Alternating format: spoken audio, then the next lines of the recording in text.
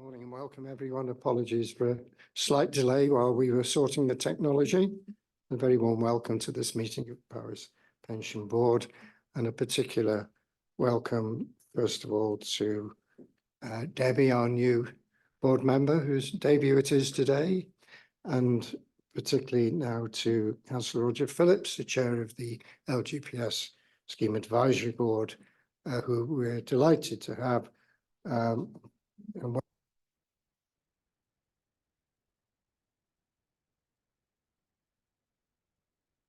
Are you hearing us, Roger?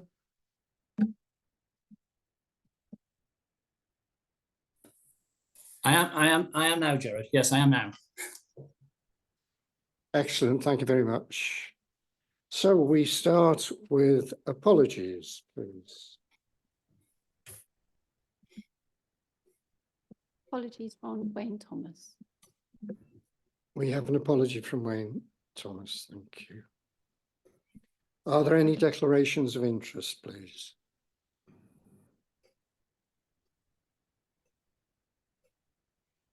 No? So we move on to the minutes of the board, which are on pages 5 to 12. The last meeting of the board on the 29th of September, and David, John and Graham were present. So do you have any comments on the wording of the draft minutes as you see them, or are you content that we accept those as the final minutes? Consent, Chair. Yeah. Okay, thank you very much. So we move on to matters arising, and this is where you will recall that our meeting last but one was scheduled, and Councillor Roger Phillips was due to come to us. Unfortunately, it was the period of the Queen's mourning, so we were not able to meet. And today, Councillor Phillips is here with us, albeit virtually. So, Roger, would you like to kick off, please, with your short presentation? Well, thank you very much, Jared. And my apologies, because I had every intention of coming up to Landrinda today. I chair the Worcestershire Pensions Board, and of course, because of where I live, it's actually quicker for me to get to Landrinda than it would be to Worcester. So you can imagine my disappointment. But I've got to go get down to London this afternoon, so it makes sense for me to do this from Hereford today. So Jared and I were talking about the work of the boards. We have been evolving, of course, the board since they've established, and I think we're now getting into a pattern of them. I know that it wasn't universally accepted when we were first created a few years ago now, but it is an important role that we play in the stewardship of the local government pension fund, and particularly all our individual funds. And I hope very much that you're all finding it a very much worthwhile experience. I wanted to just give you a bit of background about the Scheme Advisory Board itself and some of the stuff that we're doing, which I hope you will find useful, informative, and also, relevant and practical as well. The board itself consists of 6 representatives of employers, 6 representatives of employees. There is a Welsh representative amongst those employers. We also have with us co-opted advisors, including practitioners. We have GAD there representing the actuaries. And so therefore we have a good comprehensive range of people. We have 2 subcommittees which look at some of the more detailed aspects of work. We also have an additional committee that we set up on responsible investment. I'm sure I don't have to tell you that that is an important piece of development work that we've all got to come to terms with. And it's important that we identify best practice and some sort of consistency and approach to this. Otherwise, frankly, we're going to be involved in a huge amount of expense and complexity and not get the proper and meaningful results that we need. We also have a compliance committee, and here I pay tribute to the officers and the dedication of the officers that we've got in the scheme. We had some issues with SIPFA, and there were some certain pieces of regulation that we needed to get right for the LGPS. And it was our officers that stepped up to the mark, and we formed this committee, and it's made up of working groups of officers, and they are doing that practical work that gets some of those very important but very much process-led financial regulations dealt with, and I'm very, very grateful to them. Hopefully you will have picked up the recent workshops that we had on cost transparency. We very much were at the very lead of ensuring that there was a transparency in the costs that are placed on our pension fund. But it's very important as we go through the rest of the contract with our suppliers that we are ensuring that we're getting best value for money, and that individual funds and boards and committees are aware of it. What this means is that anyone who signs up to invest money on behalf of the local government funds should be absolutely transparent about their costs. So this isn't just some upfront costs. This is mean every time they move money, every time they invest it or move it across, there is a charge that is declared and made transparent. Now, initially what that meant was that the actual costs of the scheme seemed to go up increasingly. Well, that was because, of course, we had openness and transparency. And it's something that I think that, again, it adds to the integrity of our local government scheme. And I hope very much that some of you will have been on it, but you're aware of it. And of course, make sure you challenge with every investment that your pool makes, and you yourselves make, that you are ensuring that there is compliance and sign up to the cost transparency. We're dealing with a small matter of legislation going through government at the moment called the Boycotts Bill, which is my sort of tight term for it, which is a piece of legislation the government's got, which puts a responsibility on funds not to invest effectively against national government policy. It's a tricky one, and we're monitoring it all the way through. And there's some other implications as well. So again, that's part of our role, is to monitor that. We work very closely as a Scheme Advisory Board with the department. And the big news last week, of course, is that we have a new minister who is responsible for the local government pension scheme. He is Simon Hoare, who is an MP from North Dorset, and he took over from Lee Rowley. I have to say, I've been in this role since 2016, and this is my 15th local government minister. As Her late Majesty once said about her prime ministers, some have stayed longer than others, and some were engaged more than others. It'll all be in my memoirs, which of course will be a riveting read to some. But we look forward, we were due to meet Lee in January, so I'm looking forward to meeting the new minister. There is some important work to be done. There is an element of disappointment on behalf of the Scheme Advisory Board, which I'm sure you will share, that we are waiting for regulations on many pieces of work. Significantly on the regulations on climate compliance and how you report that. We are very disappointed that we are getting further behind the private pension funds, because again, this is about, we are running a well-run scheme with good governance, good administration, and good financial investment. We can always, of course, strive to improve that, but we want to make sure that we're at the front end of delivering climate change reporting as well. And so whilst those regulations probably won't be a surprise, nonetheless, we really do need them. Similarly, 12 months last February, the Scheme Advisory Board submitted its guidance on good governance, and we are still awaiting those regulations. And so I will be taking that up with the Minister. Hopefully, yourselves and other funds will not wait for the guidance to become official, but you will be improving your guidance as you go along. But again, it's a particular frustration. We'll also be working with them, of course, on their response to the recent pooling consultation, which was a pretty comprehensive consultation that came out.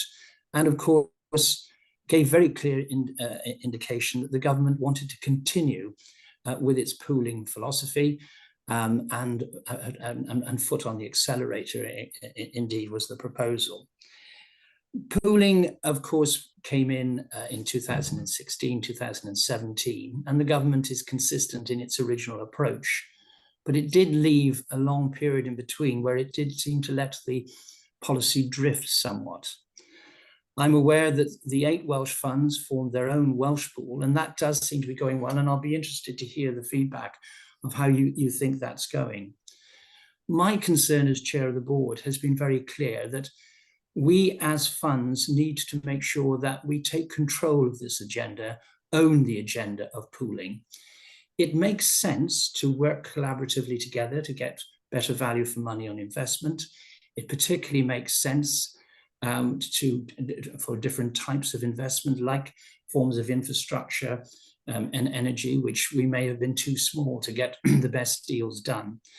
And thirdly, what's becoming increasingly apparent, I think pools are probably the right vehicle for us to specialize in some of those areas, particularly things like responsible investment, where they can actually make the investment in getting that that best practice discovered, and also getting some form of leveling of reporting as well. We continue to monitor things like McLeod. We've worked very closely with the department. It wouldn't have got to where it has been without the fact we seconded a member of staff to the department. And we're still, of course, awaiting some final regulations on that as well.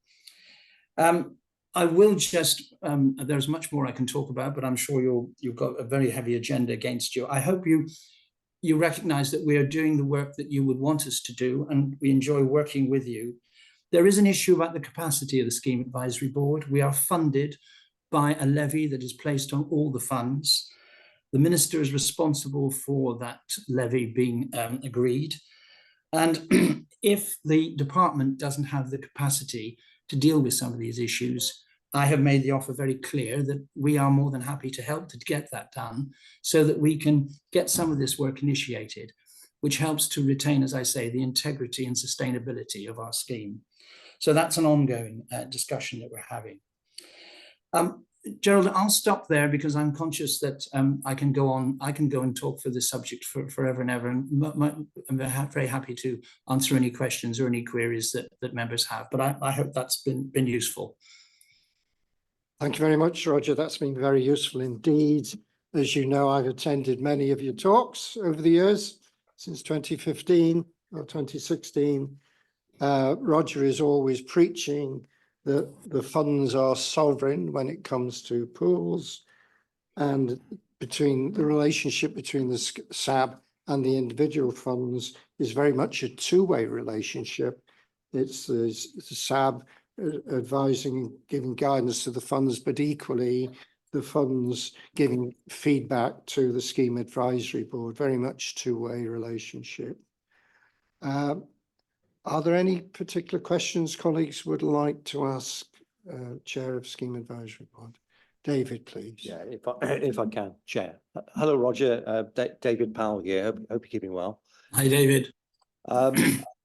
Just a quick question. I noticed that the Chancellor has recently indicated that pension funds should become a source of funding for investment in the UK economy. Haven't heard quite so much about it lately, but I wondered what the Scheme Advisory Board's view is on that. Thank you. Yes, thank you, David. Good to see you again. Well, we replied obviously to the consultation, and I do recommend members to do that, because I think some people were quite surprised by the robustness of our reply to this. As I've said, it's time that we as funds who own the pools really own this agenda and, you know, almost sort of manage the agenda rather than having it been done to us. I'm very clear that we have a fiduciary duty. We are there to look after the supply of funding for our pensions, and that in that we're protecting our pensioners, both active, deferred and retired, and also our employers and council taxpayers. So frankly, if there is an investment which we find can give us our return, then we're interested in doing that. And I would give the example of Brunel, which Cornwall Council belong to.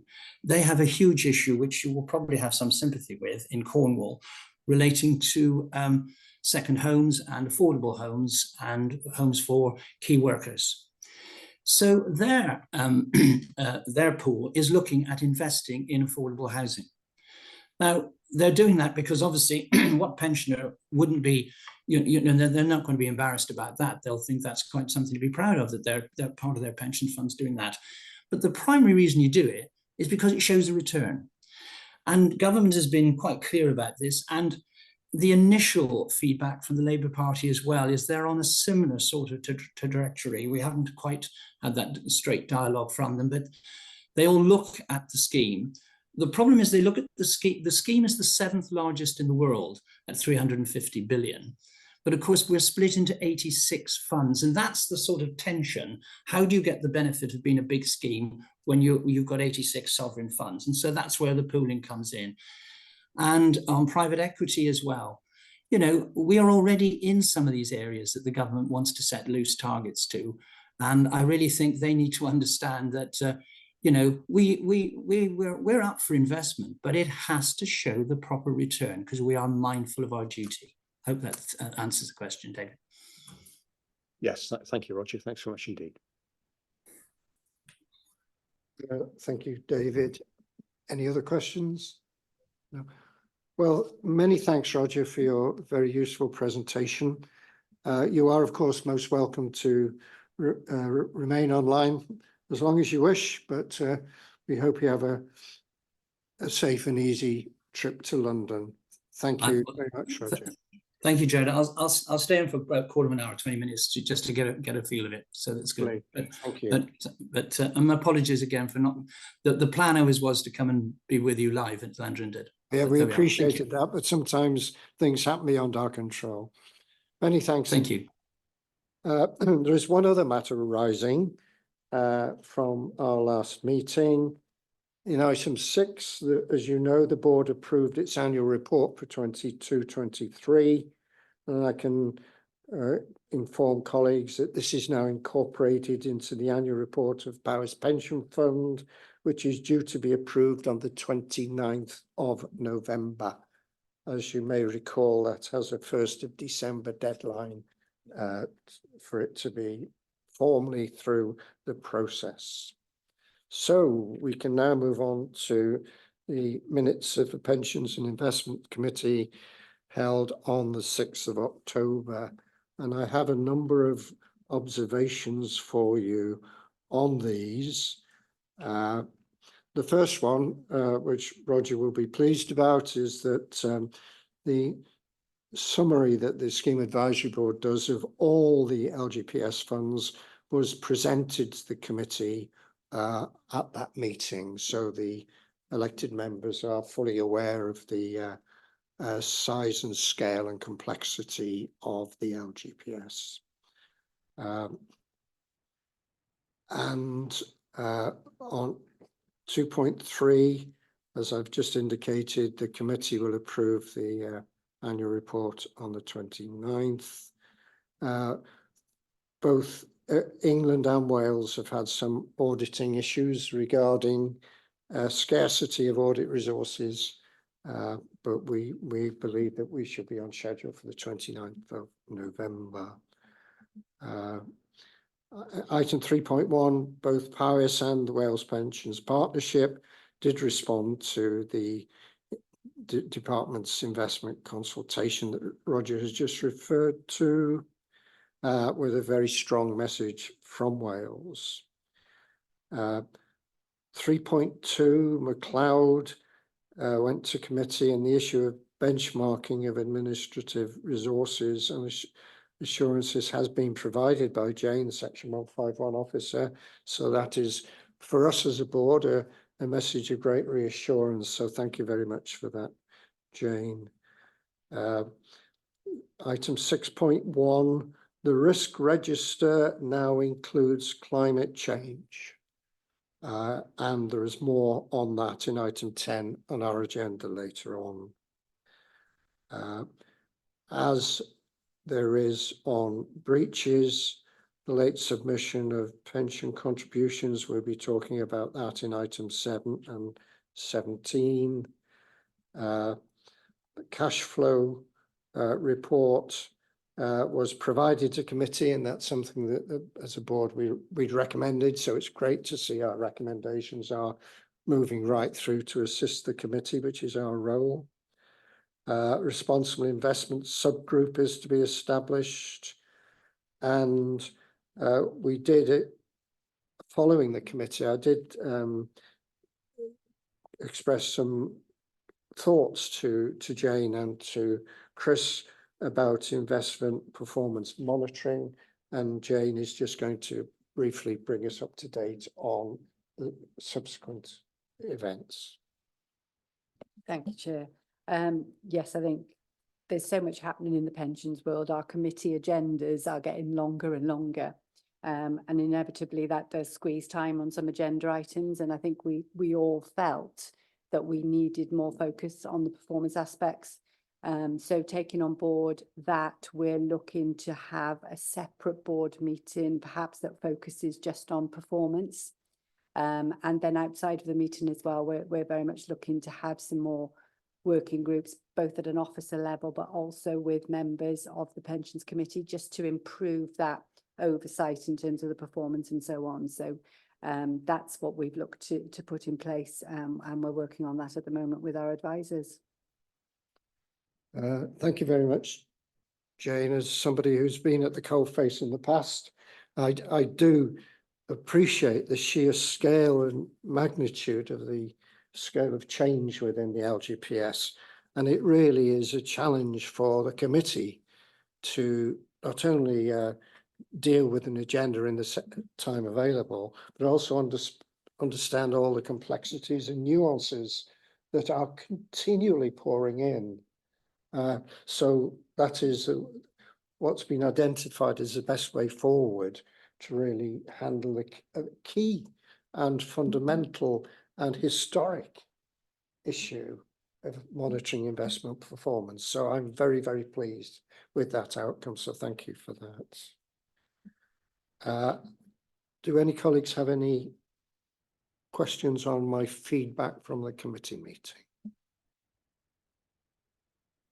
Okay, thank you very much. And we come therefore to item 6, the Pension Regulator Code of Practice.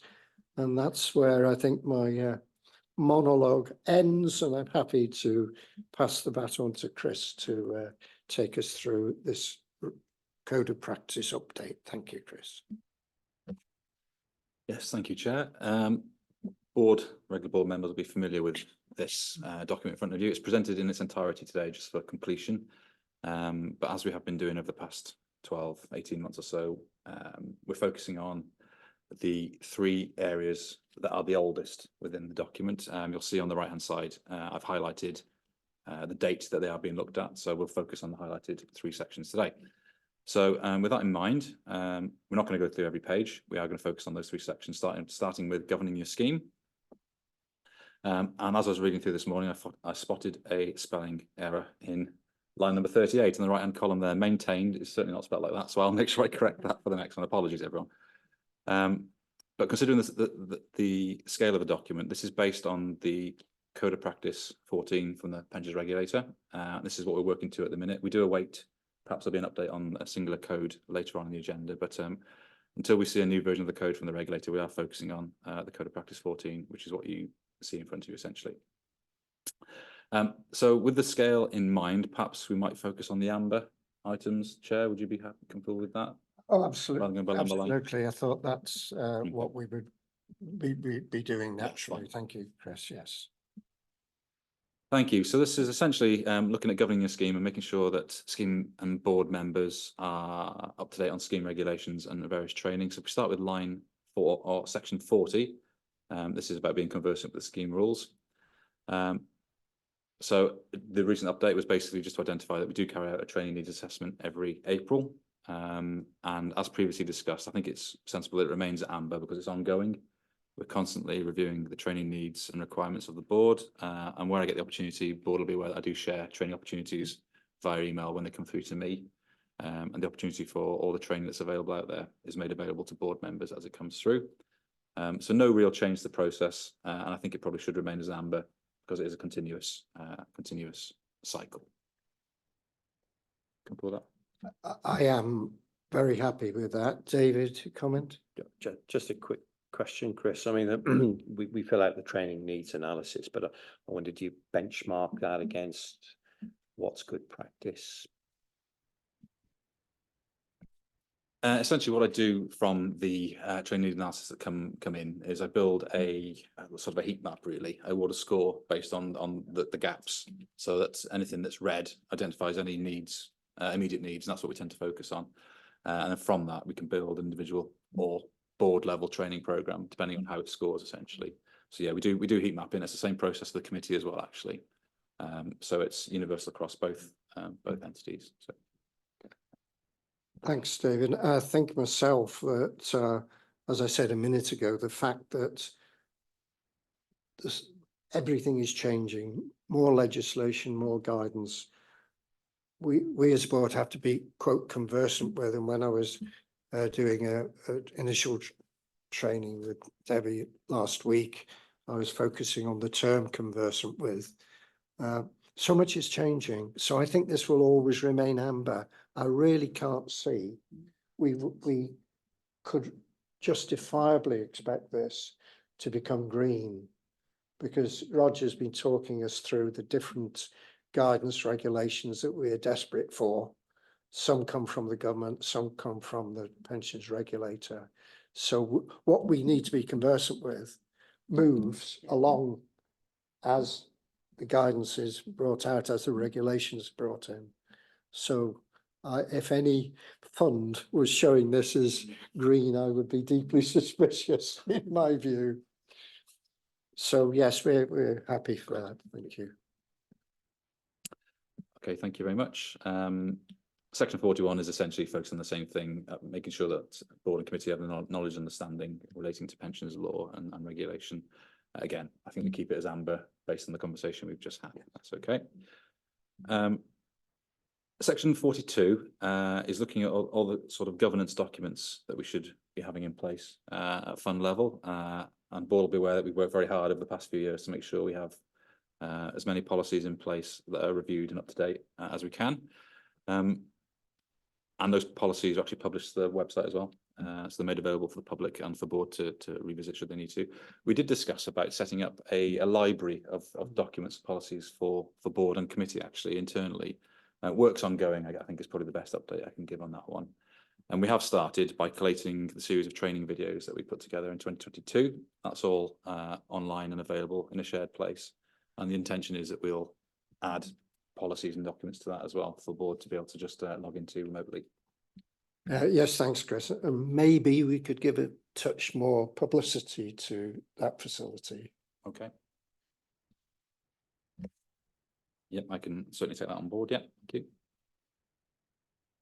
Again, if we then just scroll down to the next amber section, again, this is touching on the same sort of thing. This is about an updated list of documents for which the pension board members need to be conversant, using that same terminology.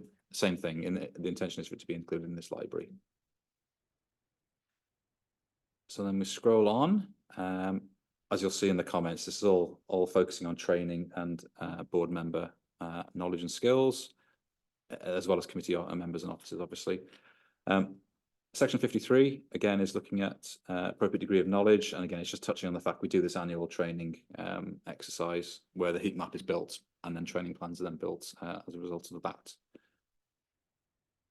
So again, I think they probably should stay amber based on the conversation we had previously. It's ongoing, essentially. Yes, I'm sure we'd all agree that. Could I just ask a question on 53? 53, yeah. As a non-Powys officer, I undertake an annual exam in cybersecurity and data protection, which I think is an excellent idea. And I'm just putting my hand up. I think I'm due to resit that one this year sometime. I would apply to David now as well as, I think it applies to Debbie and Graham, Chris, Jane routinely by your own roles here. but for those of us who are basically co-opted, it does apply to us as well, which again is good practice. So I expect to have to get my examination head on before too long.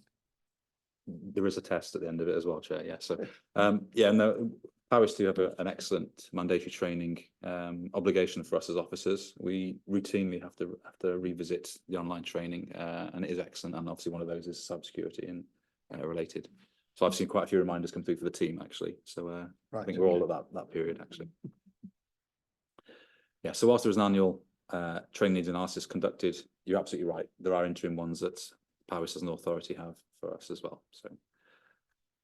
So that was it really in terms of this governing section of the code of practice, focusing on training and knowledge and skills. So I hadn't intended to say any more at this point, Chair.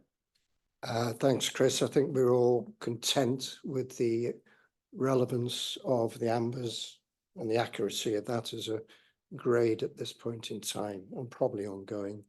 I'm going to be a little bit mischievous and talk about item 91, simply to say that it's so pleasing to me that we now have a board that is more diversified than it has been. So welcome, Debbie. I think you're much needed to balance things out. So it really is pleasing. And we have, on that point, we have an existing vacancy for Scheme another employer rep. scheme employer rep to replace Wayne. Yes. Yeah. Okay. And in terms of the scheme member reps, we are okay, aren't we? Yes. Yes, Yeah, okay. we got it. Right, thank you. Sorry for that diversion.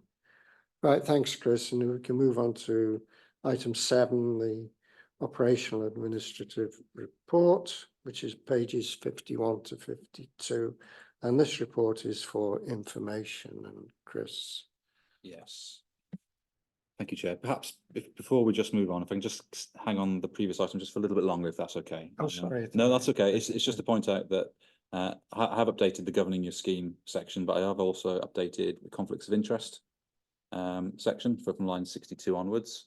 And it's just to point out that we had a formal conflict of interest policy approved by committee in 2022, which is obviously now adopted by committee and the board, and that's just been shared with the newest board member as well for completion as well. So Yeah, thank you. just for noting that one. Thanks, Chris. Okay, so we're okay for item 7. Yes, please, Chris. thank you. You able to Yeah, kick this one off? I will take this one. Yeah, thank you, Chair. So again, this is looking at the operational and administrative update, just a bit of information for the board on some stats and numbers from the admin side, really. Section 2 focuses on usually the cash flow from the previous quarter. Unfortunately, the figures weren't available up to the end of September, which is what I would have liked and intended to insert into this paper, simply because of, as you touched on it, the audit work that's been going on has really taken quite a bit of time from my finance colleagues and myself over the past few weeks. So the cash flow information presented is the same one the board saw at the previous meeting. So as soon as it's available, I will share it for update. Right, thank you. Are there any questions on the cash flow, please? David. Just briefly, just looking at the cash flow, Chris, obviously payments exceed income, but what's the projection over, are you modelling it over a longer term? Thank you. Yeah, thank you, David. We've literally just completed some cash flow modelling with the actuary, so I can share that with board just so you can have an up-to-date sort of position on that. Obviously, you can see that this is not all of the cash flow in and out of the fund. Obviously, there's investment returns as well, which is not included as part of this table. But you're absolutely right to point out this is more going out than coming in based on what's presented in front of you. But yeah, I'll take that away and I'll share the cash flow information with board as well. I'll just add something. It's just, I think that's a key point that you mentioned about doesn't include the investment income. So it's important that should anybody be watching or the minutes need to reflect that, but that's why the investment policy and performance is so key.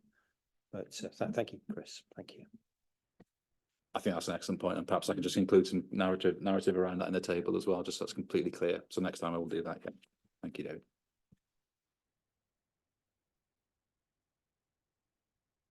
Okay. Just scrolling on to the next item, which is just essentially showing a difference in the scheme membership between or in the last quarter between the 1st of July and the 30th of September. Broken down amongst the 5 key statuses, so active members, deferred members, pensioners, widows and dependents, and then the frozen refunds. And it's just including, it's just there for information to show you the movements in the scheme membership between those 2 dates. Very, very similar, obviously a slight increase in numbers, just to give you a feel for the breakup of the membership of the fund, essentially. Chair, do you have a comment? Yeah, thank you, Chris. And obviously, with that small increase in membership, more workload for the team. So I think it may be appropriate if you could give us an update on the staffing situation, please. Yep, no problem, Chair. So we are a team of 14 in its entirety. We've had a vacancy since the summer where one of our colleagues moved on to another fund. So we had a bit of not redesign, but a bit of appointment internally as people were promoted and a bit of movement in terms of the staffing tiers. So we've got a vacancy and which we're expecting to be filled in the next few weeks. We're expecting a new team member to join us by mid-December, I understand. Alongside that, we've also been monitoring having a period of sickness. So we've been effectively operating on 2 down for the past few months. But I'm pleased to say that individual's back as well now, working on a graduated return.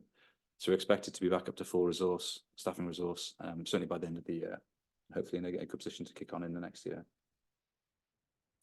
Thanks, Chris. It does emphasise the importance of having a fully trained team, and obviously training takes time, and inevitably it will knock on to performance in the short run. So I presume it's a case of focusing on the priorities.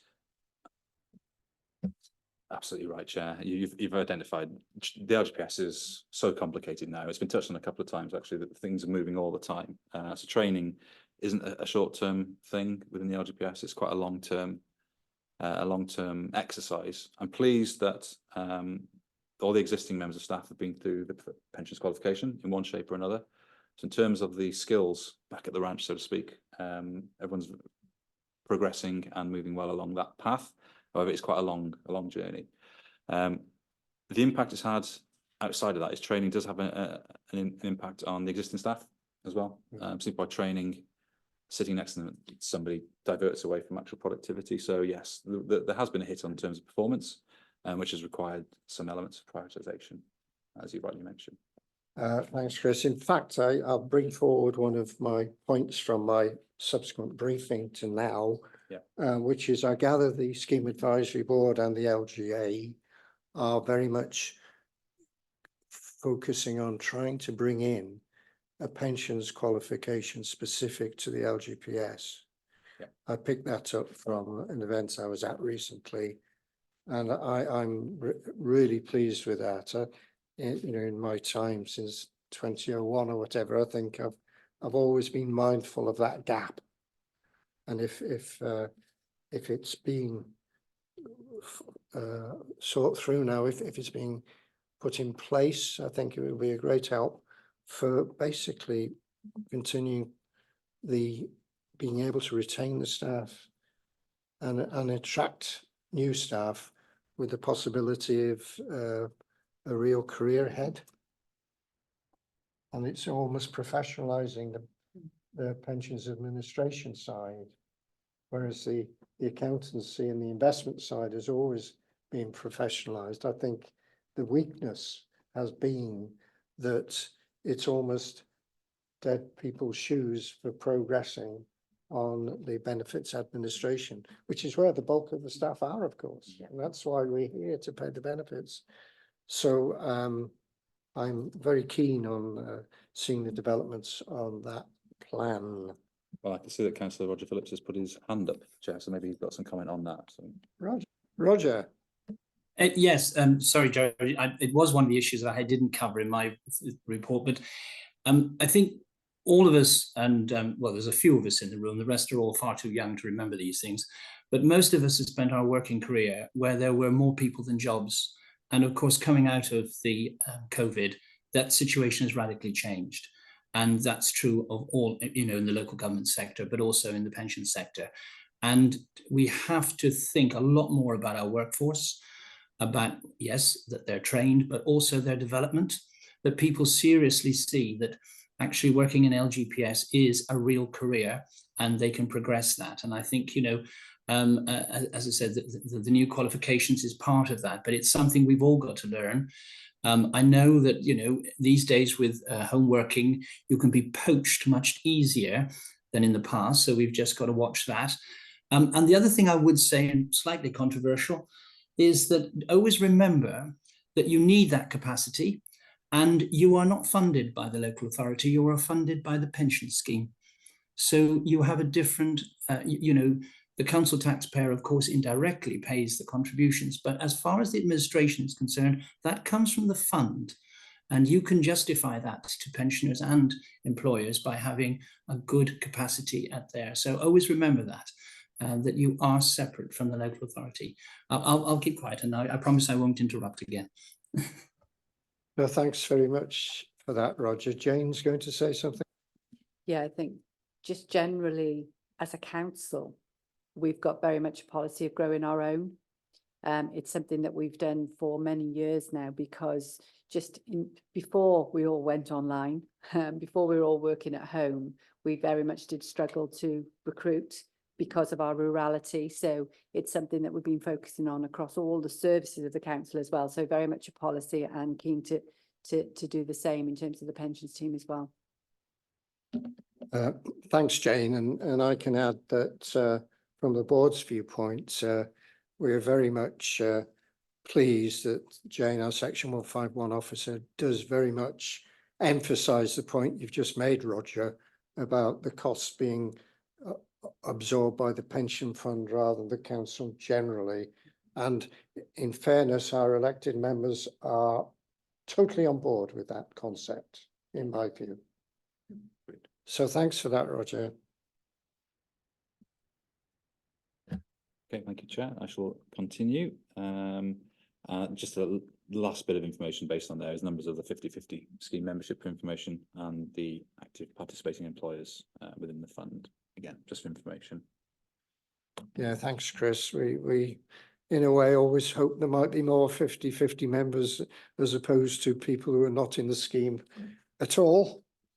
But I'm sure that the trade union reps particularly will be pushing that and alerting their membership to that as a first step on the ladder. Yep. Which brings with it a free insurance policy. Indeed. Thanks, Chris. So, anything further on the operational and admin reports and updates? No? Okay, thank you very much. So we can move on to item 8, legislation and governance update, please, Chris. Thank you, Chair. So again, this is should be familiar to existing board members. This is a report I present at every board meeting about what's been happening in the LGPS, essentially focusing on what the Scheme Advisory Board, the work that they're doing, and the Local Government Association, but also some of the other things around Pension Dashboard and the regulator as well. So some of this will be very familiar to Councillor Phillips. You may have seen some of this previously. And first section is focusing on the Scheme Advisory Board updates. Some of the work that they've been conducting. Perhaps one thing that hasn't, we've talked about knowledge and skills several times in this meeting. Perhaps one thing we haven't touched on is the fact that the Scheme Advisory Board did launch a survey on knowledge and skills, which I'm pleased to say that I completed, and I think I did share it with board and committee members as well. And I've heard that a few have completed that as well. So I'm pleased that there's been some representation from the Powys Fund on this survey as well. So I thank the board for that. Provided a link to the Scheme Advisory Board website there, just to support what Councillor Phillips was saying as part of his speech. They've got a website with a vast amount of information on the work that they do, a bit more detail, links to policies and whatnot on there. So that's shared for boards information. You're likely familiar with it anyway, but it is there for board or for anybody who else is watching. You can click on that link. It'll take you straight to the Scheme Advisory Board website for more information. Perhaps, Chris, I could just point out to Councillor Phillips that both the board and the committee papers do make extensive use of links, hyperlinks, which I find tremendously helpful. Thank you, Chair. I think the danger is if I didn't provide hyperlinks, then the report packs would be several hundred pages long as well. So, That's voice of reality then, yes. but it is useful tool. You're right.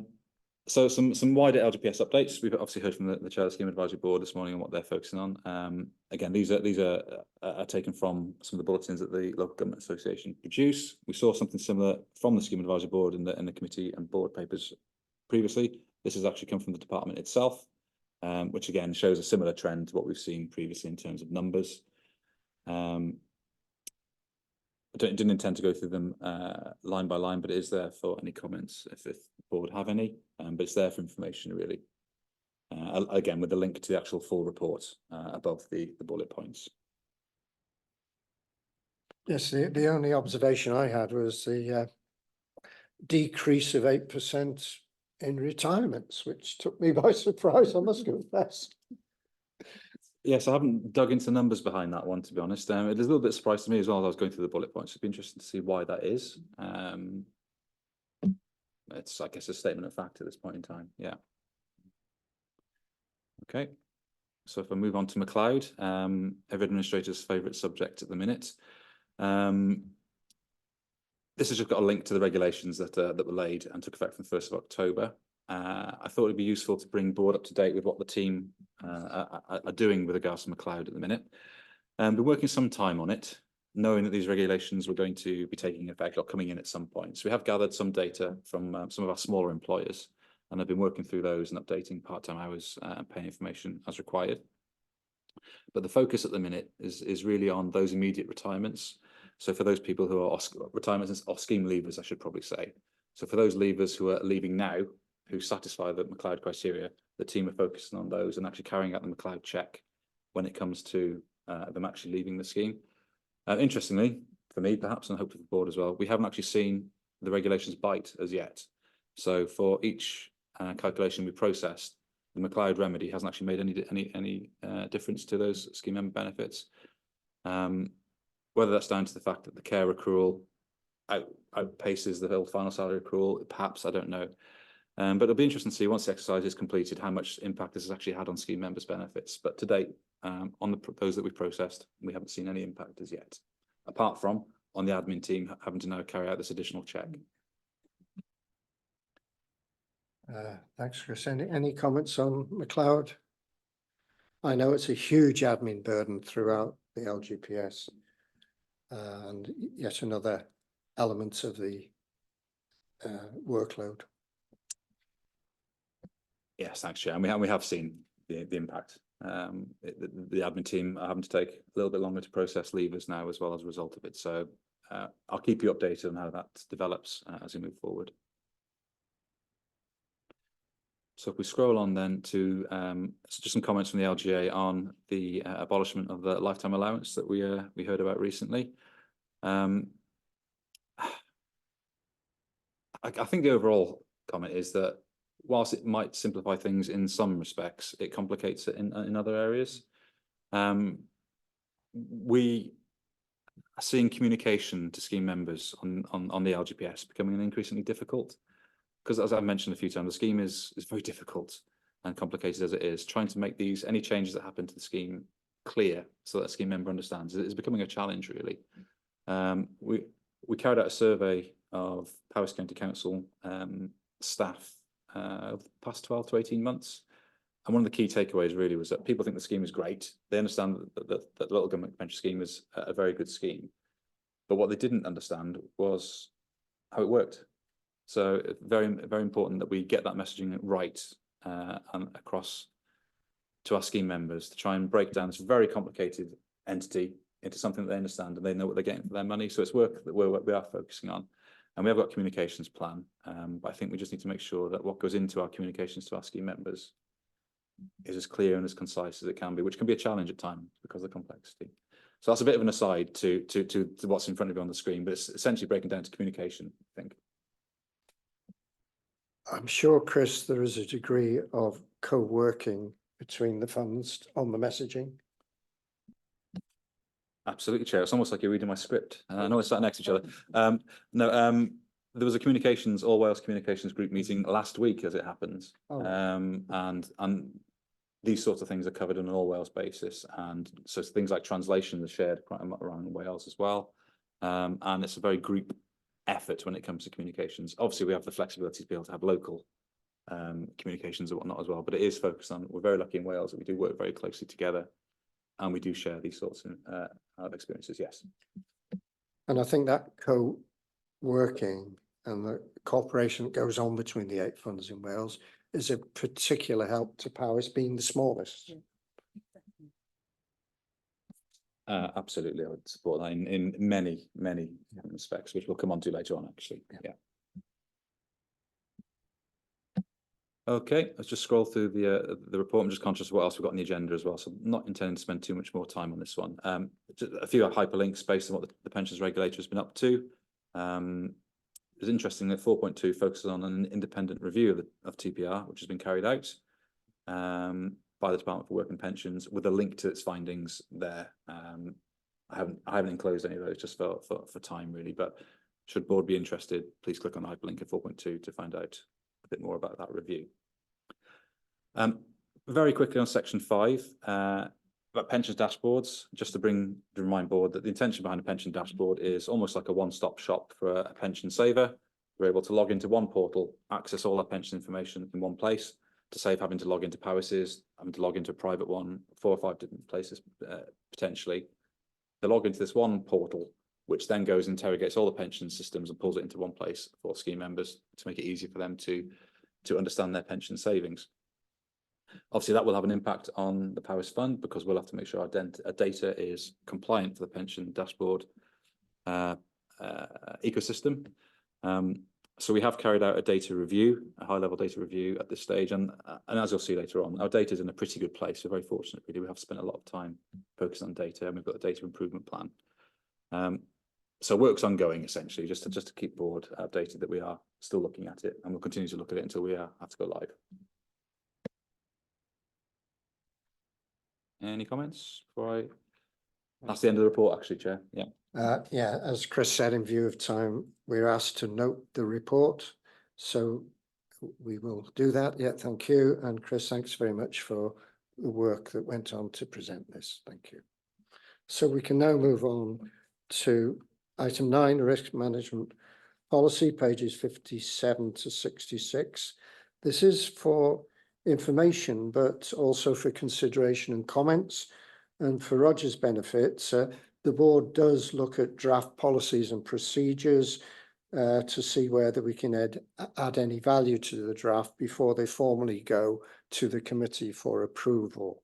And this is probably the 6th or 7th such draft we've looked at. And I think it is a particular role for the board I really enjoy, because I believe there's evidence there that board is adding value rather than duplicating, which was one of the fears back in 2015 that I think Roger was referring to earlier. So Chris, take us through this. Thank you, Chair. Yep, you're absolutely right. This is as an officer, this is an excellent opportunity for me to run it through another few sets of eyes to get comment on it before it's actually presented to committee, pick out any spelling mistakes, for example, or any grammatical errors. I have tried my best in this one. So the board will be aware that obviously the fund has had risk registers in place for many, many years. So what this document is trying to do is trying to just make clear the process that goes on behind the scenes before things actually get to a risk register or the risk register is published. So what it's doing is it's just outlining what we do as officers, board members and committee, and how we all interlock to achieve a final policy and a risk review in this case. So it's not, I tried to keep it not too wordy, that's proper English, but to try and make it an accessible document. I mean, it does sit alongside the risk register. And as I say, it explains the process behind the risk register. But we also have to keep in mind the council's own risk management policy, because we do adopt, as a fund, we do adopt the council's approach to managing risk simply by using their system, as an example. So it's I've tried to write it with that in mind as well. So the four bold points in front of you there are essentially what was in my thinking when trying to pull this document together. So the approach to it, how we manage it, how we monitor it, and what are the risks around risk registers. And I'll touch on those in a bit more detail as we go through it. So as we get into the policy itself in its draft format, brief introduction about who it's applicable to. And that covers officers, board members, committee, and anybody that's impacted by the risk register, essentially. The reason for producing this document as well is to, as I say, to provide a bit of background as to why we and how we manage risks, but also because I think there's an opportunity for best practice. It's becoming more and more common for funds to have risk policies in place. So having read a few, I thought it was a pretty good approach for us to take here as well. So that's why it's being presented in front of you today. So what we're trying to achieve, again, I've outlined those at a high level, but really just to make sure that we manage the fund's risks and we monitor them accordingly as well, because things change. Having spent some time over the past 12 months with you working on a deep dive into the risk register, things do change, and it's important we keep on top of those and reflect it accordingly. So as I say, it's broken down into 4 levels really, which can be identified within this graphic in front of you. Identifying, analysing, controlling, monitoring. It's not rocket science at all, but it's just trying to put into practice what we actually do behind the scenes. So for those who are interested, they can see how we monitor risk. Identifying risks, it's important that we're aware of what's coming. Being aware of what's going on in the wider pensions landscape as well can have an impact on our local risk management process. Once we've identified risks, how do we then analyse it? And we award scores to it. As you well know, you'll be familiar with this from our own risk register. This is taken from the council's risk management policy, so it might be familiar to some of us. As I say, because we use the council's systems for monitoring and managing risk, this is a bit of an overlap with their policies and taken from the council's risk management approach. Bit of colour coding, obviously those the top right, but bottom left. I should probably just say that each risk is awarded a score from 1 to 5 in terms of impact and likelihood. Bottom left would be awarded a score of 1 because it's a likelihood of 1, very rare, and an insignificant impact. And as you move up to the top right hand corner, that's a 5 by 5, so the score will be 25, and that's really where there's a severe impact in terms of the risk on the fund. Again, you'll be familiar with colour coding, heat maps when it comes to risk. So this is essentially, this section is focused on how we're going to control these risks. It talks about how pensions investment committee approval may be required for some of these. In fact, I think the general practice that we adopt is that any new risk goes in front of the committee, but it does, as I make a specific comment here, follow recommendations made by the pensions board. So any new risks, as we'll see later on in the risk register, they do get passed in front of board for comment before they're actually placed on the draft version of the risk register for approval at the committee meeting. So it's trying to paint the picture of how we all interlock, as I say, to manage risk within the fund. Or perhaps one area that I think is probably important that we focus on is there are risks to delivering risk management as well. And if you're not careful, it can become monotonous or just a box checking exercise. And I think it's important that we make sure that doesn't happen. And I have no concerns about that here. We are very robust when it comes to our risk management. But I thought it was important to identify that it doesn't become just a routine exercise. We do spend the appropriate time on it. And actually, in our pre-meeting discussion chair, we talked about at the next meeting dedicating a specific section of that meeting to look at a pillar again. So I'm confident that we do manage the risk appropriately here. One thing that's important to identify as well is changes to the board and committee membership. We've touched on knowledge and skills a couple of times already. That's important around the risk as well, because a new or a board member or committee member leaving can be a loss of experience right away, and that is an identifiable risk. So it's important that we monitor that as well. There's a regular pattern coming through this, actually. It's talking about resources here as well, insufficient resources to managing risk. So you can see how it all comes together when it comes to the monitoring and managing of the fund. So that was it, really. I'm happy to take any comments. Obviously, I'm aware this is a bit of a whistle-stop tour through the policy, and it's the first time you've seen it. So I'd be keen to open this up to discussion for any comments that board might have on this before. The intention is to try and take it to committee for approval at December, and obviously depending on any comments you might have. So over to board. Thank you very much, Chris. Any comments or any questions? David, please. Yeah, I think it's really clear, Chris. I've got to say, it's very straightforward. I guess the trick will be to make sure that committee, when you talk to them, understand the process and where the scores come from. Yeah. But we have, as a board, gone through that deeper dive process on the pillars, as Gerard calls them. And I think that's been useful and hopefully has added some value. Definitely. We obviously don't want to double run the work of the committee. That's not our job. Our job is to stand away from it and add value. But I think those deeper dives have been quite helpful. And the good thing is we haven't got in the risk register 100 risks. Yes. The problem is if you've got too many risks, people just tend to, it's a bit like snow blindness. You're just not going to pick out the key ones. So I think it's really helpful. I thought it was easy to follow. And you've answered a question. I was going to say, how do you work with a corporate's risk team? And that's obviously happened. Yeah.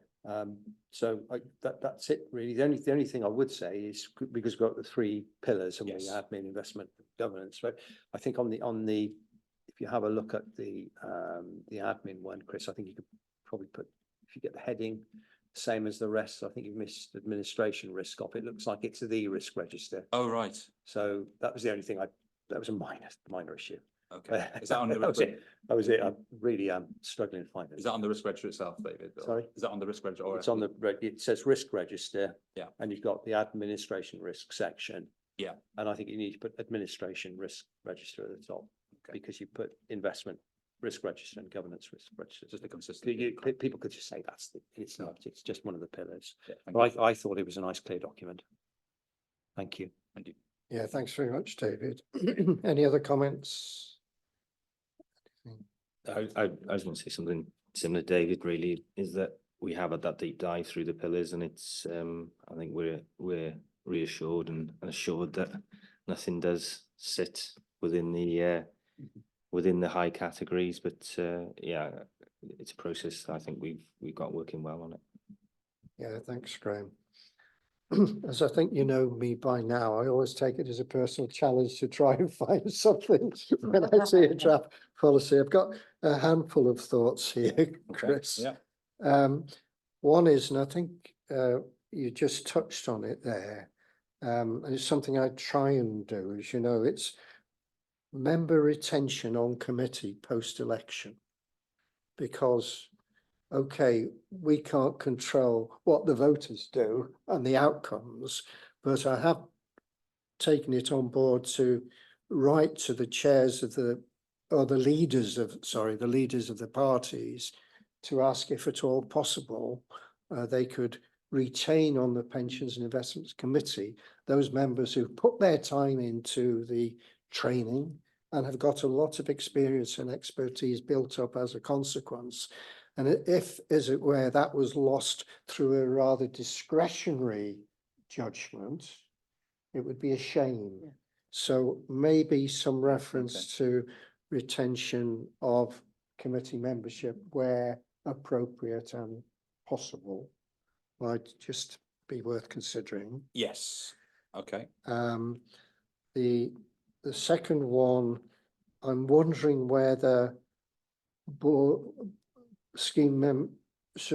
elected member training and board training could be a bit more explicit within the paper.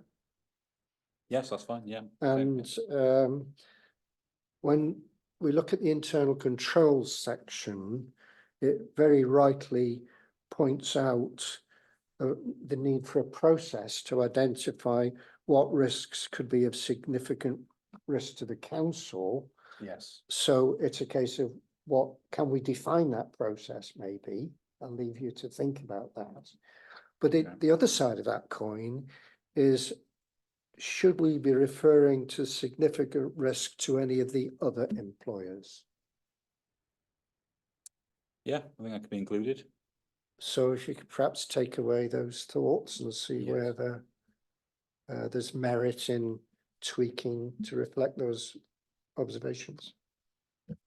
Absolutely, no, thank you, everybody. I'll take those comments away and I'll insert as required and recirculate afterwards for further comment. Okay, Thank right, indeed. So thank you very much, Chris, for that. We move on to item 10, as David mentioned, the review of the risk register. We have a role here to identify any potential or existing risks. Just for Roger's information, the board have done deep dives in specific meetings, dedicated meetings to each of the to the three pillars of the risk register. So that's administration, governance, and investments. And by taking time out, as it were, from the normal routine of a board agenda, we felt that the effort put in and the ability to focus really paid dividends, and it was well received by committee as well. So Chris, introduce. Thank you, Jared. My apologies, I'm going to have to leave you now, but I very much enjoyed being with you. I really wish I could have been able to be with you physically, but yes, some very well presented reports. And I hope, any time the Scheme Advisory Board can be of any help to either officers or members, please do not hesitate to contact. Thank you.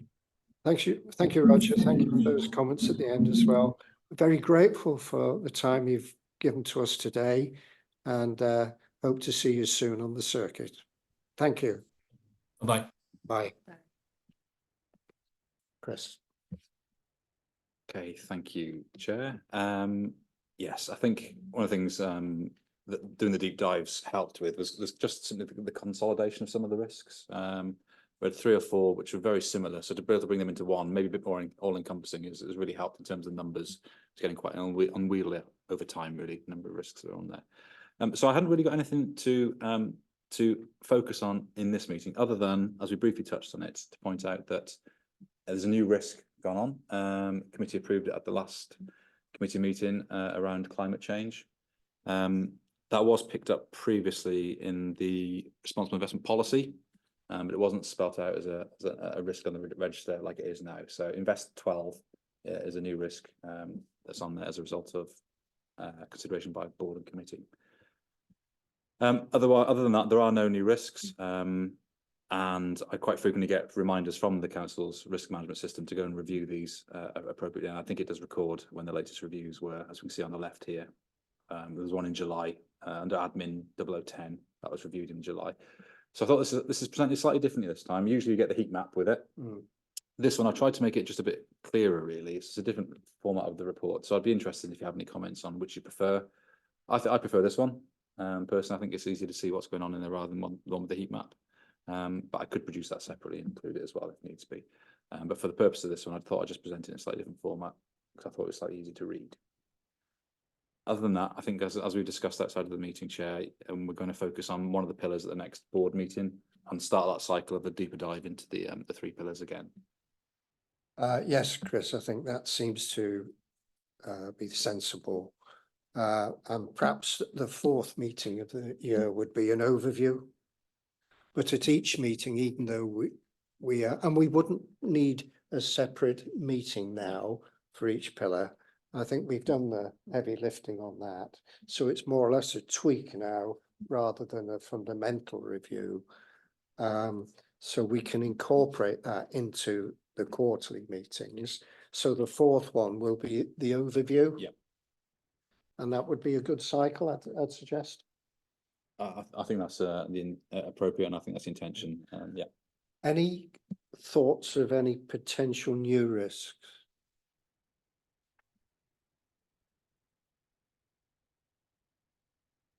I might throw in the flavour of the month, which is artificial intelligence. I was trying to see where that might be of practical use as a risk. And the only one I could think of, recognising what the council will already have in place, which is, perhaps on the cybersecurity side of the coin, I wondered whether for our software providers, because those are critical information systems to our functioning. And it might be just worth logging that as a potential question. Obviously, it's not just a Powys question. No. It's so perhaps rather than this becoming something on Chris's shoulders, it might be there's a bigger forum for the issue to be raised think rather than locally. I think it's already been considered actually, yes, especially at a council level. I Right. saw something over the past week or two about the approach to AI. Right. So as a fund, because I say we operate using the council systems, we would follow that approach. But I've certainly seen AI discussed when it comes to writing reports, for example. Yes. We use business intelligence tools. Yes. You have various AI out there now that can write reports. So it's how and if that would be adopted, how is it done safely and whatnot as well. So yes, it's going to be growing in momentum pretty soon, I think. Yeah. So David. It might be that the AI risk falls more on the investment side with the approach that the investment funds take with the use of AI. I don't know any more than what I'm saying, but it strikes me that AI might end up driving some of the investment decisions, which would be a potential risk. So that's the only comment I've got, Chair. I think that's an excellent comment. Yeah. And both on a micro and a macro scale. Yeah. Thanks, David. Yeah. Yeah, absolutely. Just thinking that one through, it's about us understanding perhaps how the investment managers might be using AI as well, isn't it? And how that filters through. Yeah. Absolutely. Yeah. Yeah, thanks. Very good suggestion. So, are there any other comments on the risk register, please? No? Well, thank you very much for those thoughts. So we can move on to item 11, data quality testing. Again, this is the first time up and it's going to committee in December. So Chris, if you can talk us through this, please. Yes, thank you, Chair. Just for a bit of background, this is something that the pensions regulator requires us to do. They set us some benchmarks to measure our data within our pensions admin system. So every year we carry out a test against these benchmarks to see how our data fares. So essentially that's what's being presented today, just showing you our scores. Behind this, the fund does have a data quality monitoring, data improvement plan, sorry, the words I'm looking for. And this exercise feeds into that to give us a specific focus on what we need to work on first and prioritise. So the regulator asks us to test against two sets of data, one which they call the common data, and that's common to all pension schemes. And then they have what's the next layer up called the scheme specific data, which is specific to the LGPS in this case, and we measure against both of those. So if we start with the common data, you can see the scores on the screen in front of you. The overall score for the Powys Fund in October was 98.5%, and several of the categories, I think it's 7 of them, six of the categories achieve 100% our data quality, and there's a couple where we're not quite at 100%. One's at 99.94, probably to do with a temporary national insurance number or something like that within the system, which we can easily pick up. But the one that's obviously stand out there in orange is the address fields, and this one appears every time I present this report to board and committee. It's the same one every time, and it's essentially to do with the way that the address is formatted within the system. We receive over 90% of our data electronically on a monthly basis from our employers, and if something simple like a postcode sits in address line 4 rather than the postcode field, it would fail the test. So whilst the address is complete, for the purposes of the test, it might not satisfy for that purpose. So I'm not concerned about the quality of the address data, but it's just something for us to be able to pick up when we can with our employers to say, look, if you can try and move this down to the postcode field, would really help. Or we speak with our software providers to tweak the report and say, look, can you just check in more than one area for this? So I think that's something we can resolve, and not something I'm concerned about at all. No, you're right, because some fields are a lot more important than others, aren't they? Yeah, no, the completeness of the data is there. So that's good news. So I just included just a bit of an audit trail of what the previous scores were. So we're 98.5 this year. It was 98.3% in 22 and 97.7 in 21. Just showing a general slow improvement in the quality of data over time, which is pleasing, because as each day goes, we're managing more data. We saw earlier on that numbers are growing in terms of scheme membership. With that comes additional data. So even though our database is growing, the scores are also improving as well, which is pleasing. Section 4 looks at the scheme specific data. And if I just scroll down to the table there, you can see it doesn't score quite as well, but still overall, the overall quality of our data is at 93.37% against the pensions regulators benchmarking. And again, the history is showing it was 91.95 in 22 and 91.87 in 2021. So again, a gradual improvement. Again, if I focus on the orange bar here, this is exactly the same as what I mentioned last year. This is in respect primarily because of the way that we held some historic internal transfers, internal aggregations of records. So an example is somebody has 3 jobs, they leave one of them, we combine one of the jobs with one of the ongoing employments. For it to be able to exist in the system, we had to put certain data into a specific screen, and we might put in a transfer of 1 pence, for example, because there was no actual movement of money because it's internal. The system is seeing that and thinking, hang on, that looks wrong, and it's flagging it as an error.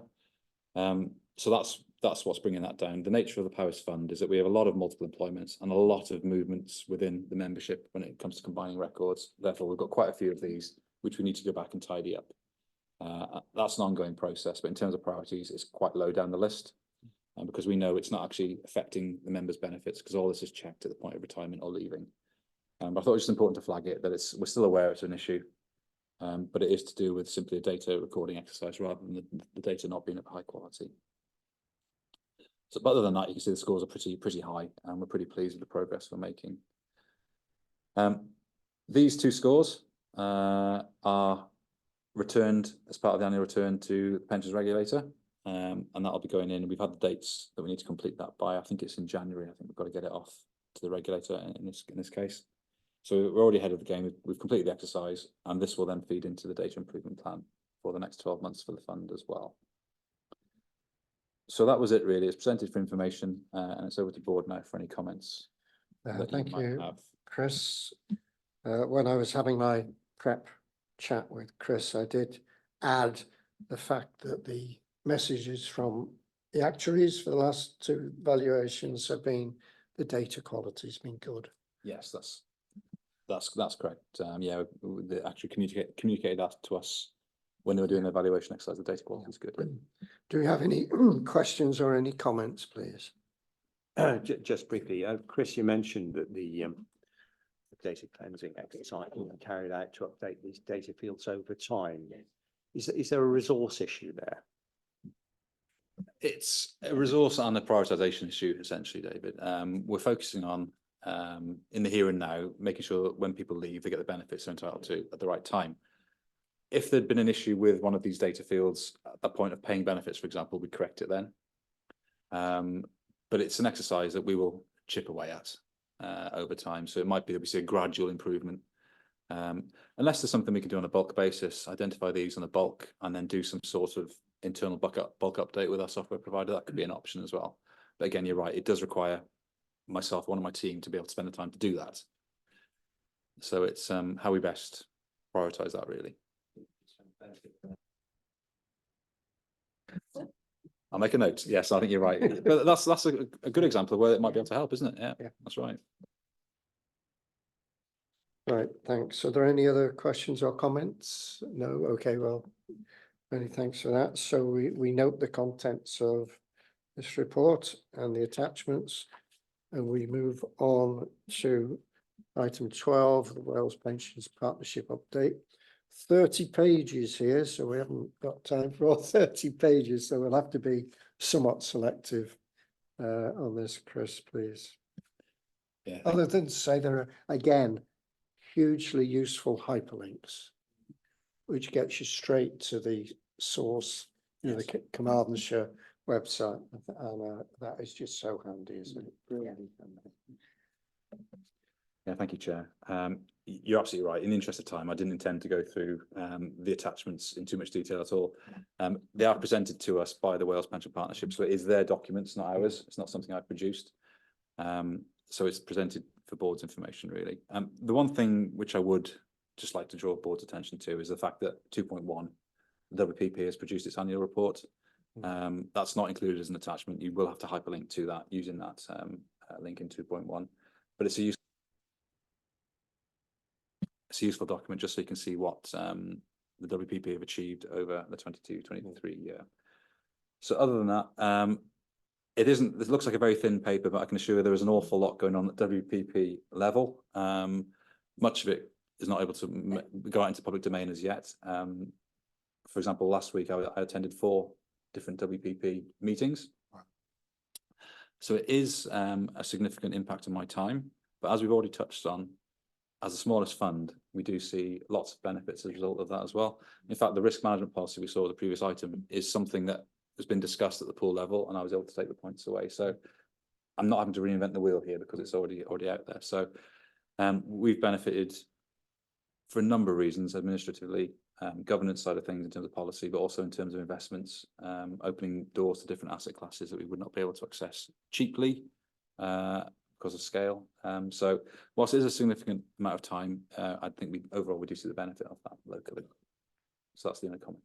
yes, thanks, Chris. Certainly the diversification advantages of the more esoteric Absolutely. asset classes, we couldn't have got anywhere near as an individual fund. No, and we'll see more of that over the coming months as well. That's one of the things going on behind the scenes at WPP. Yeah, right. And there is a phrase that diversification is the only free lunch in pension. You may have heard that one. I don't know. Could I just quickly then ask a couple of questions on page 109? While you're scrolling down, there were a couple of things planned in October. Is it unfair to put you on the spot and ask whether the ITT operator contract was issued in October as planned? And equally, was the stewardship code, the 22-23 report submitted by the 31st of October? Do you know the answers to those? I do know the answers, Oh, and good. yes, you have put me on the spot, but no, Sorry. both have happened essentially. So the operator contract Excellent. is out there. That's one of the things that's been going on behind the scenes that I was referring to. Excellent. Yeah. And the stewardship code was submitted in October as well. Yeah. Well, that actually is a real sense of assurance, because it is not just the Chris, but the 7 other Chris's and their colleagues are, I know, particularly the Officer Working Group, they're working tremendously hard. How they're doing this together with their day job is sometimes beyond me. So if they are able to keep to deadlines like that, as I say, it is a feeling of reassurance, and maybe we as a board could express our contentment, or there may well be a better word than that, that so much progress is being made. So maybe getting a message back to the WPP, to Carmarthen on that issue. Absolutely. Perhaps we could consider the wording in the minute, and I could share that minute with them. Yeah, that would be good. Are colleagues happy with that? Yeah, thank you. So again, thank you for that. We move on to item 12. We'll have to slightly change the title in future because standing item with no updates required. So I think the breaches register will, whether it continues within item 13 or whether it self-stands, is something perhaps to reflect on. But I think without doubt now, we're at a turning point in terms of monitoring breaches. So if you can reflect on that. Yes, I will, Chair. Yeah, I think it's a fair point because there is an update required to IDRP as well. So there's actually 2 items in here that have been updated. So yes, I think you're right. But we know there'll always be an update on breaches. Yes. Whereas IDRP may or may not need. Correct. Yeah. Chris. Okay, thank you, Chair. Apologies for the small text on screen. Let's I'll try and zoom in a little bit. I think the key takeaway from this one is that at the last board meeting we discussed adding the new breach to the breaches register in respect of late receipt of contributions from employers. Obviously, the statutory requirement to do that, and for those that weren't doing it, it's only right that we record it as a breach. That's now done and process in place. And the only update to the breaches register actually now is that I have notified the Pensions Investment Committee as well at their last meeting. Last time the board saw this, there was an N in that column to say I hadn't notified them because of the timings. They're now aware of it. And in fact, we'll discuss that a little bit later on as item 17. Yes. So no other new breaches identified other than that update to that column on employee contributions. Happy for me to move on, Chair? Any comments? Just a sort of macro approach, in the sense that obviously talking to Chris about his liaison with the organisation, and I'll keep this general. It seems to me that with the general code of practice coming in to replace Code of Practice 14, that might be an opportunity for us to review the content of the administration strategy statement, see how it's consistent with the general code when we know the exact wording of that, and equally see if make that consistent with our day-to-day dealings with employers, so there is a very consistent approach, so there's nothing out of sync between our duties of reporters to the pension regulator, which are very clear, and they fall on all of us on a sort of, using a legal term, jointly and severally in a way.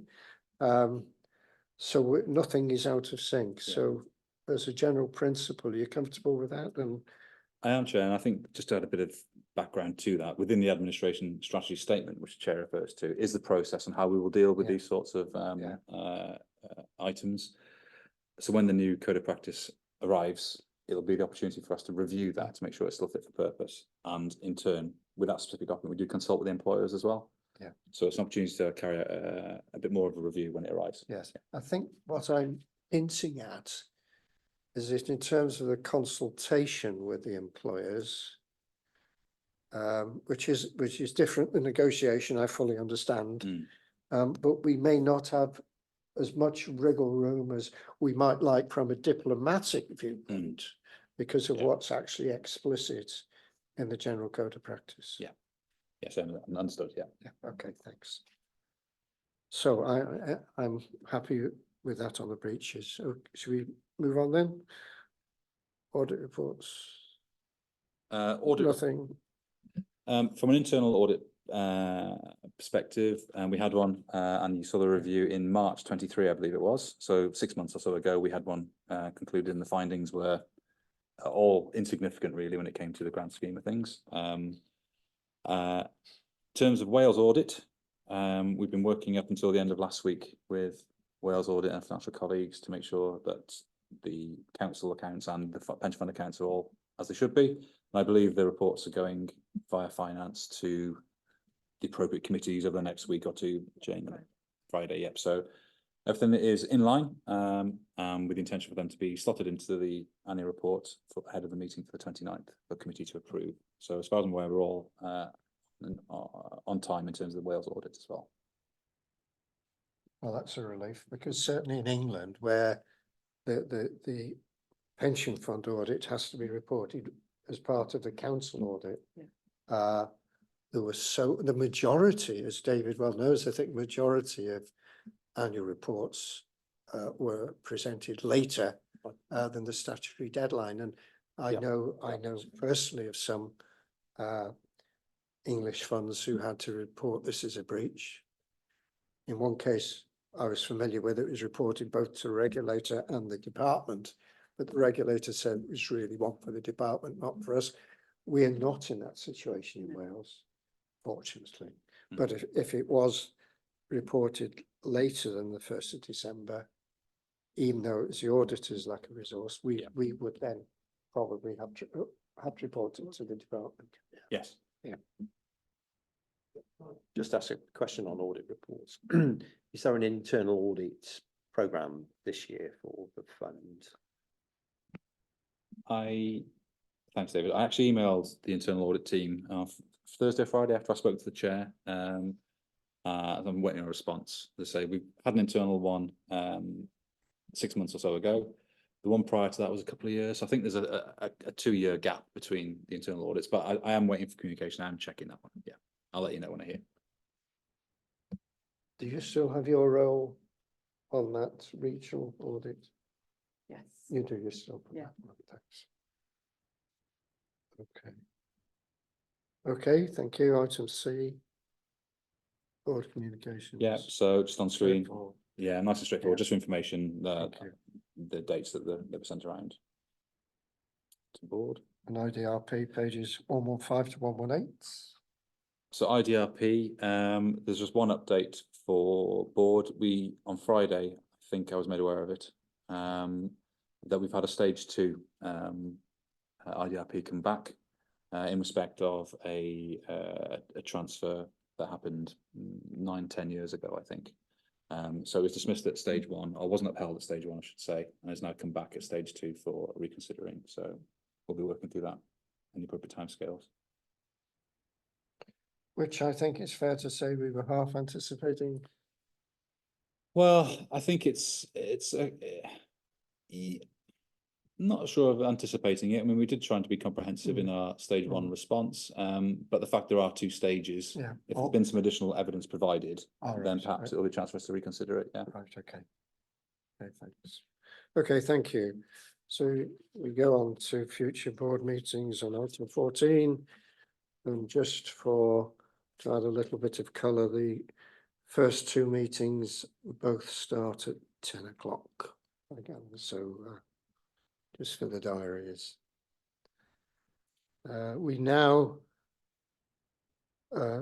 need to consider whether, in accordance with section 106 brackets 8 of the Local Government Pension Scheme Regulations 2013, whether we go into the confidential agenda with the press and public being excluded, as some of the information may relate to financial or business affairs of a particular person or organisation. Are we comfortable passing that resolution, please, colleagues? Yes, yes, yes, thank you. Thank you. So we'll await Rachel doing the necessary.